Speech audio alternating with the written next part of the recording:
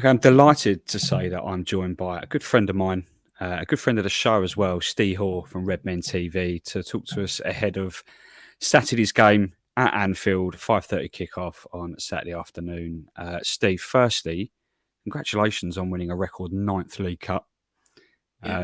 Seem to be racking them up a little bit, and I'm going to ask you now, and I want you to speak on behalf of the entire Liverpool fan base and probably the club as well. Can you give West Ham the assist for your trophy win? Because we knocked United out.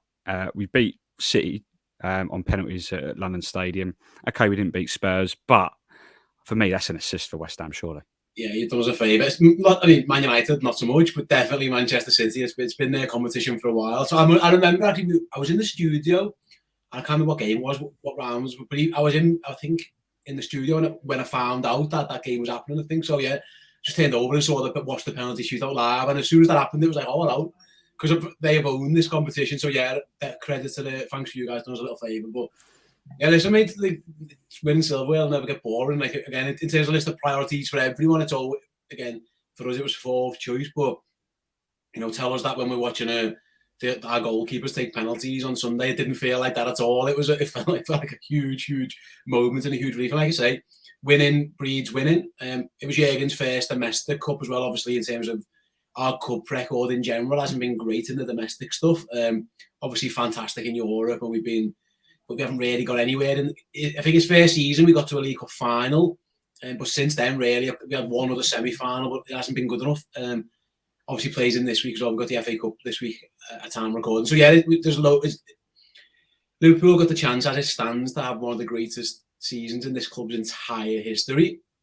And that started because of Kepa putting his penalty on the moon on Sunday. Like that's how fine the margins it can be sometimes. But yeah, man, listen, it's never a bad thing to be in finals. Often it means you're doing something right.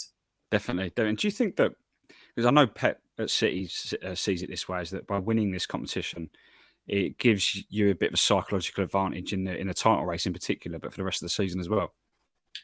It breeds confidence, and also what it's done, JJ, it's given a lot of minutes to lads who otherwise wouldn't have had them. That sometimes happens if you got the cups early, you've got Origi, Minamino, maybe Oxlade-Chamberlain, Tsimikas, who just can't get games, and then all of a sudden you need to throw them into a big game, and they're undercooked. At least now, like they've all had lots and lots of minutes. They've contributed to a Liverpool trophy as well. So everyone should be feeling confident. Like I say, Mo Salah put on his Instagram, I think he just wrote one down and then a couple of dots. Like Trent done, 1 of 4 on his social. So they all know it's just a starting point. But listen, Liverpool are in really good form. If momentum and all that kind of stuff just rolling through game and game. If that ends on Sunday with a final defeat, it could be like putting a pin in the balloon, letting the air out a little bit. So the fact that they went and got over the line again by the barest of bare margins, a final going to the 22nd penalty kick.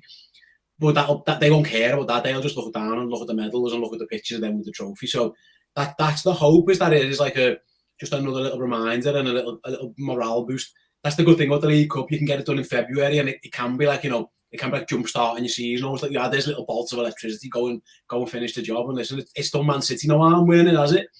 Before the last 4 years, they've been there or thereabouts in the title race every time. So yeah, my hope is it gives everyone confidence going into what's going to be a crazy running, because there's so many games and so many competitions we're still in. Talking of your form, make it 13 unbeaten in all comps since you lost to Leicester at the end of December. It was just going into the new year, wasn't it? At one point, City were around about 15 or 16 points clear, and it's now just 6, and Liverpool have got that game in hand, and you still got to play City. You took there about momentum, one down, 3 more to go. Do Liverpool fans see the title race as being theirs to lose now? No, not really. I think we were definitely in it. I think that we were. I said we drew with Chelsea just around that time as well, and I thought that was it. I thought it was game over. Yeah. I thought the gap was going to be too big, but then obviously we've been in incredible form. I said that partly because I didn't think we were going to go through January winning every game. We were losing, we were losing our best player, and obviously Sadio Mane, another important player, Naby Keita goes as well. We have injuries. We have all, at that point, that was when the COVID stuff was still very much kicking off. So we have games where we go to Spurs with, a teenager who's hardly ever played for us in sentiment, things like that.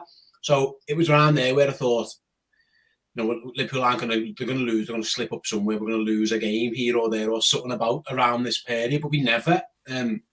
Added to that, obviously, City slipping up against Southampton recently and then getting beat by Spurs as well. So, if anything, it feels almost flip reverse of when of 18-19, because it was the same for us. We had a big gap, but there were game in hands that City had, and then we had a wobble, including against West Ham. We had a little wobble against Leicester, and then before you know it, City are level and they've gone 1 point ahead, and then they just win every game and we can't catch them. So what we're hoping is that we've had our wobble already and we had it pre-Christmas, and if this is going to be City's, and looking how they played against Everton as well, to get one of the worst refereeing decisions of all time helps them out.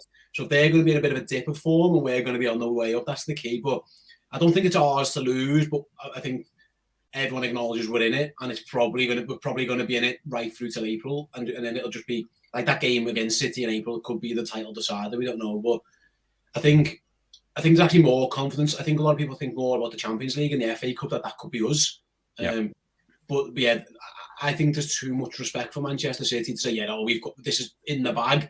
But listen, JJ, if you'd have said to me, and again, when that draw at Stamford Bridge, if you'd have said Liverpool are going to be in the title race, 3 points behind Manchester City or whatever, come early March, late February, then my God, that'd bit your hand off. So positive vibes over in the Northwest, definitely. Yeah, you mentioned there about January and a bit of February losing, particularly two of your key players. Kind of your notorious front three was completely broken up. Brought in Luis Diaz in January. Last week, Moyes come out and said that he tried to sign Luis Diaz, but Liverpool came in and nicked him. And obviously, everyone knows that Spurs are trying to get him as well. Firstly, what have you made of him so far? Because I'm now intrigued. I'm like, of course, surely we weren't trying to sign him. And secondly, do you think that reduces Liverpool's appetite for Bowen? Because everyone knows that Klopp's a fan of him. And I'm hoping you say yes, because we don't want to lose him. Yeah, I do. Because Luis Diaz, by the way, you've missed out on one name. He's brilliant.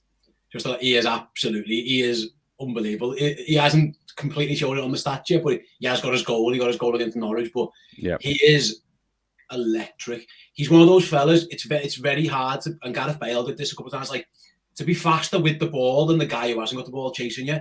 If anyone who watched the League Cup final at the weekend, Chalobah, Ashford, he just smokes them. He is electric. So yeah, he's a world. In terms of the Bowen stuff, the only way that comes back is if Mane or Salah go in the summer, probably. Obviously, Salah's got this contract thing that's wrangling on. Mane's in a similar boat as well. Liverpool could decide to keep both of them. One of those might choose to leave. If that happens, then I actually think Bowen would be very, very high on the want list. But as it stands right now, it's off the agenda because we've got six. We've got Mane, Salah, Firmino, Jota, Diaz, really. So, and then around that is your Minamino and your Origis and obviously whoever else. I don't think we would go for one more. I'd be shocked if he did. There's probably just not enough games to get them all in. Only 3 of them play every week anyway, so I don't see it. But I know for a fact, like, they really like Jarrod Bowen. Like, he's very high on their list. I think what happened is the Luis Diaz thing presented itself because it became available. Porto needed the money. Spurs put a lot of the groundwork in, and it became apparent the fee isn't what they thought it was. It's actually way less, and Liverpool have gone sound. We're happy to pay that right now. That's not a problem. We'll have him. But yeah, I think that basically we just, again, West Ham and Spurs might have done all the work, and Liverpool have, I don't know, shot in at the last moment and just took him out. But yeah, he's brilliant. To answer your question, he's really good. I would never rule out the Bowen stuff. At some point, Liverpool, I think, will try and sign Jarrod Bowen. Whether it's this next, it's whether he's still at West Ham or he's moved on by then because someone else might have been in there first. But I know for a fact they really, really like him. So I don't think it'll be this summer because my expectation is that Salah signs, Mane stays. But if one of them go, then I think it's more than a possibility. Just, you mentioned there that you think Salah will sign. Is that, like, have you heard something that suggests that he will? Because that is a contract. It's very quickly becoming a contract saga, isn't it? It already is, isn't it, man? Becoming it's very much one. I say that just based on it's hard to find out how it doesn't happen. It's hard to see where he goes. Surely you pay him what he wants, right? And He's done enough to earn it. Yeah. And at some point, there's a figure where even Liverpool go, he's the best player on the planet. We have to pay him. That's my confidence in it. Again, it doesn't seem like he's desperate to leave. I think he just wants paid what he thinks he's in and things like that. So, unlike recent times when we've lost big players, Coutinho's and Suarez's and stuff like that, it was always to go a step up. Now, as it stands, where are you going? That's a huge step up. And can they afford him? So, Real Madrid are about to get Kylian Mbappe. So are they also going to go and get Mohamed Salah? Maybe that leaves a space maybe in Paris for him if he fancies going to Paris. That's one option, and they will pay him, and they will have a transfer fee. But it isn't like the 7, 8, 9, 10 clubs you can come in and go, here's Mo Salah. Now listen, if it goes a year on and he's on a free, then obviously then it becomes an issue. But then that we've still got another year and a half of Mo Salah to try and sort it out. So I can't see in any world where these people, Jurgen and the business, just let Mo Salah go. Unless he comes to me and says, I want to leave. I am not. You can't. There isn't a figure alive that you can pay me where I'm staying. And listen, we've had players do that before. Michael Owen did it. Like Steve McManaman did it. They got a sniff of Real Madrid and they were like, no, we're just not signing. So it sells now in the Owen case, or leaves me on a free like next year, or McManaman just went on a free. If it got to that point, then maybe, yeah, but there's no signs that Mo Salah looks like he wants to go anywhere. Listen, why would he want to? He's playing the best football of his career. He's the best player on the planet, in my opinion. But you mentioned it's becoming a saga, mate. It is a saga. Every time on our shows, like any comments, any questions, if you got anything you want to talk about, it's always Mo Salah's contract. Like, we have JNO Insights with Neil Jones and Liverpool reporter every week. And every week it's any updates on Salah, It isn't going away. People are anxious about it because we've been burned before, but fingers crossed it gets done. Good stuff. Well, before we look ahead to this weekend's game, I just want to look back to our game in November, which we very surprisingly won. I remember when we spoke before, Steve, that I had absolutely no confidence going into that game, and somehow we managed to win it. But one of the big talking points that came out of that game was the Trent Alexander-Arnold and his ability or inability to defend. And a lot of people going, I think Moyes deliberately exposed him or targeted him, and which led to 2 of our goals, at least out of the 3. What did Liverpool fans make of that? Because it seemed to be quite loud, even from neutrals, going, this game has exposed the fact that Trent isn't a defender. He's a glorified wing back. He's a winger. What did you guys make of that? Because I thought it was very loud from all corners. Yeah, if you ask what's Trent better at going forwards or defending, he's better at going forwards. Of course, yeah. He just is. That's what he's in the team for. We ask him to be solid defensive. We're not asking for the best defender in the world who can then just go and do a little bit to go forward, like get down the byline and put a cross in. We're not asking for Gary Neville. We're not asking for, most right backs. We're not asking for Aaron Wan-Bissaka. Who's a defender who sometimes runs forward a little bit. Trent's in the team to be the outlet of the attack. So I think sometimes it's overblown that he gets people like he's out of position. He's actually not out of position. He's where Jurgen wants him to be. He's meant to be up the pitch. But there is an inherent risk in having that, and the risk is there's a ball over the top that can be played. And if Trent goes, it's someone else's job to be aware of that. Henderson or the right centre back or whoever it is. Trent will be up the pitch sometimes. He just will. 1-on-1, if you stand up against Trent Alexander-Arnold and try and beat him, he's very good. What he's not great at is the ball over his head. He isn't amazing at that. That is what it's a thing in his game. But listen, if Trent might cost us 3 goals a season, but we score 20 of because of him, it's a net positive for us. We'll take that every time. It's plus 17. If every single team looks at, we haven't got many weaknesses. There aren't many. There's a high line that you can get in behind if you're good at it, because we're the best team at playing offsides in the league by a country mile. We catch I think we're up to 100 now, which is just absurd because we do that. Yeah. So there is you have to do something, and what it isn't that people try aim for Trent. I think it's more they try and avoid Van Dijk. So why would you play it over there to put towards I think is the best defender in the world, or one of them? You might as well go the other side where listen, Joe Matip's great, but he's not Virgil, and Trent he is more often than not going to be up the pitch, and it's Jordan Henderson's job to be back there. Again, might not always be in position because for whatever reason. So I don't think that this thing that Trent can't defend is nonsense. It just is. He can, but it's more the system. no system's perfect, because if there was a perfect system, everyone would be playing it. You guys will know this. Like, you guys are really strong in midfield, but then having Souček and Rice, does that take away from something else? Is there maybe sometimes a lack of creativity? Or, every system's got some. Antonio's a really good battering ram, and he's a good centre forward, but maybe you lose the natural finishing ability of like a Jota who we've got. Like, everything's different. Yeah. But that is that if you're going to beat Liverpool, the Chelsea almost did at the weekend. It's third man runs that beat the offside trap and try and get down the flanks. That's where the space will be. And West Ham did it, and also obviously the set piece goal as well, where we're very strong. We're the best. We're the best team certainly scoring from set plays, and we're actually quite strong defensively. But West Ham exploited the issue around the goalie, and I'd expect it again. They're going to try and pile onto him again and try and get one. So listen, we're not invincible. Like, no football team is unbeatable. Tottenham's going to beat Manchester. No one's unbeatable, but so everyone's got a chink in the arm, and that is, again, if West Ham want to beat Liverpool, if I was planning from a West Ham point of view, it would be get someone running from midfield deep, try and time the run over the top, and you might get caught offside 4 times, but the 5th one's on. Like, Romelu Lukaku in the final is a hair's breadth away from being onside and scoring the winning goal. It's a very risky strategy we do. It's risk reward. We do it because we want to be pushed up the pitch, because we want to camp everyone into their own half and try and get past us. And the only way out is to go long. That's what we want to do. But you can get it right. West Ham got it right a couple of times in around Trent. Chelsea almost got it right. We had, again, if Mason Mount can hit a cow's arse with a banjo, again, we might not be sitting here saying we're the League Cup winners, we probably lost. So it is risky. We're not unbeatable, but I think it is a bit overstated. Like, just if anyone doubts Trent Alexander-Arnold, then that's more on them than me. I think he's brilliant.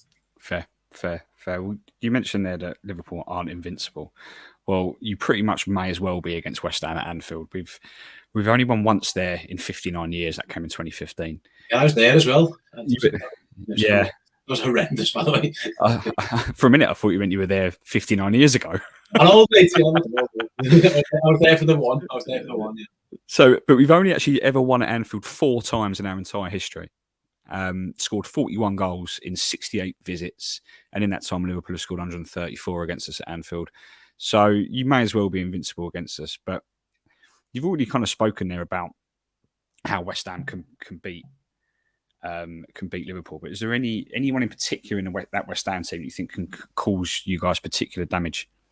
Yeah, Bowen. I think those runs that I've been talking about, the out to him run, if he can time that right, he'll get in. He could get in one-on-one. That's the issue. What Liverpool needs to do is get pressure on the ball, high up the pitch. The high line is there forever and it'll work, but it only works if you don't give the ball away in stupid areas, and then you can be counted on over the top. And if you do give it away, you've got to win it back very, very quickly. So the timing of runs, I'm guessing Bowen will play on the right. Yeah, probably. Yeah. And then who will be on the left? I'm guessing. I mean, it might be Fornals. He may even play Vlasic for a little bit of pace. I think Benrahma's still going to be dropped. That's the key. Is that like Mason Mount got in a couple of times? Those into if you can time those runs, Antonio again, if he can get one time to perfection, that's the key in terms of if you want to get at us. In terms of stopping us, I mean, obviously midfield. Well, your midfield's very strong, but we don't really try and play too much through midfield if we can help it. We tend to use the full-backs, again, for the creativity in the team. So can someone stop Mo Salah? Can you stop Diaz? Can you stop Mane? That'll be, I'm guessing, Jota is back and available again in there. So, yeah, you need, listen, if West Ham are going to come to Anfield and win, you're going to need 7, 8, 9 lads to play 9 out of 10s. And a bit of luck. Maybe, but you say this, maybe like, you've been talking about those 59 years. This is probably one of the better West Ham sides that are going to turn up in those 59 years. Some of them have just turned up as cannon fodder. Like the one year they won, obviously, it was Payet. His goal, we have the red card for Coutinho. Like, that was a good West Ham side as well. I think this one's better. Personally, that side was competing for the Champions League, but this is a better, more consistent side. I think that was a very Payet central team. This one's a better all-round team that we're going to face. There's threats from everywhere. So we are not banking this one. Like, we banked Norwich at home a few weeks ago, and they give us a bloody nose for a half or an hour. So I don't think anyone's underestimating West Ham. Like, it's very much on the agenda. As time recording, we've got the cup game this week, and a lot of the conversation is how strong do you go in the cup, because you've got to save legs for West Ham, because it's going to be a tough whole game. No one's ever, touch wood, beaten Jurgen Klopp twice in the same season in terms of in the league. A Jurgen Klopp team, no one's ever done a double against us. West Ham could be the first to do it this weekend, couldn't they? So I think we very much acknowledge it. If you look at Liverpool's fixtures for the end of the season, this is one of the tougher games. And I don't know what the general West Ham feeling is. I'm sure you'll tell me, but there's no one's overlooking West Ham or underestimating based on that record, because it's a completely different side, it's a completely different team. I think from a West Ham perspective, if you'd have asked me that question maybe 4 days ago, we'd have been absolutely dreading it. But beating Wolves at the weekend, and because our form, although we've been picking up results, our general performances have been really poor. Quite clear, because we've got a thin squad, quite clear that players are absolutely knackered. Yeah. But against Wolves at the weekend, it was only 1-0, but we were far better. We changed the system, went 5 at the back, and we were just far better going forward, far better off the ball. So there is an element of just a renewed bit of confidence. Not so much that we're going to go to Liverpool and grab all 3 points, but there's confidence that we can go there and cause a few problems, and maybe come away with something. But yeah, a little bit more confidence from a West Ham camp, and we desperately need it as well. We're trying to finish that top 6 again, so it'll be interesting to see what happens. But Steve, before I let you go, mate, got a prediction. Bear in mind that the last 4 meetings have been decided by a single goal between these two sides. What are you saying? I think it's going to be close. It's going to be nervy. I'm going to be live on our show in the studio watching. I said 2-1 to Liverpool. It feels like it's going to be a close one, because, like you said, these two teams seem to play close games. You got the 1 goal win at the all place. 1 for us might be in the, maybe even things out. I think that might be right, but like, I am expecting a very difficult game. Yeah, I'm going to go 1-1. I think I'll take the point 100% if we can avoid defeat. And if we do lose, then by the single goal, I think we'd be generally, as long as the performance is good. I think that's one thing that West Ham fans are desperate to see more than anything. But Steve, always a pleasure, mate. Really appreciate you coming on.